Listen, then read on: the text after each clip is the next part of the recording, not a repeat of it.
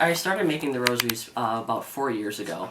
I actually started with plastic beads and just cord, learning how to make knots and things like that. I never thought I'd make them with the the silver pieces called a finding. I'm like, watch out, they fly a little bit. It's just kind of like looking and see what goes together.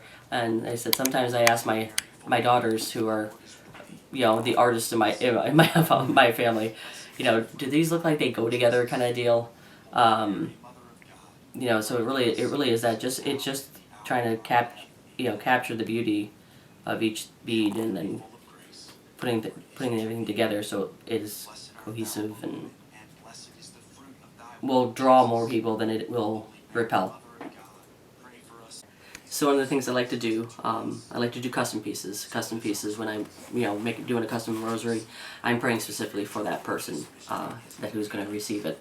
If I don't know who's going to receive it, I'm praying for them as I make the rosary. That whoever receives it, will get graces and blessings from it. A lot of times when I'm praying as well, I have an online community that I pray with, so I have them. I'm praying along with them as well. So at the start of the pandemic, the women's conference, and I don't even think the people who did at that point are even there. They couldn't obviously have the conference live. So they were looking for someone who could make specific rosaries. So a friend of mine had reached out to me and asked, "Hey, do you think you could find rose-shaped beads?" I said I can try.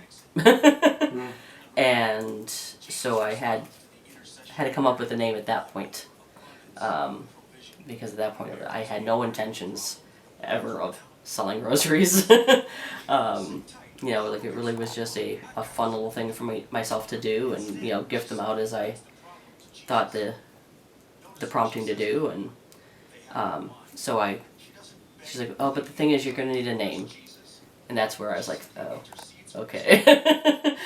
I have no idea what to call myself. This is a suggestion of my priest because a lot of my children are very artsy, and I never considered myself artsy.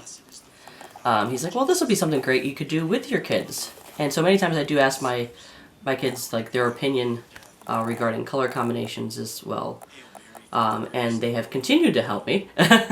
My second oldest daughter, Emily, is a fisher. She likes fish, but so that means she knows how to do all the different knots and things like that. So when I do a corded one, a lot of times I ask her to help me with those because her fingers are smaller, and she could get the knots a little bit better than I can these days.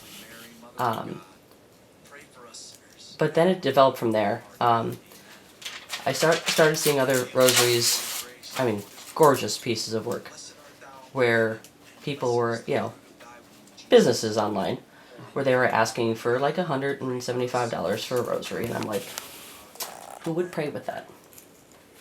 They'd put it on their shelf, and there it would stay. Beauty attracts us. If you go into church, a church will look gorgeous. It makes you want to look up. So they're different, just like bending tools. Mm-hmm. One is basically your needle nose plier and things like that. And so what I'm doing is I'm just taking the end of the finding and bending it, so it looks similar to the other end.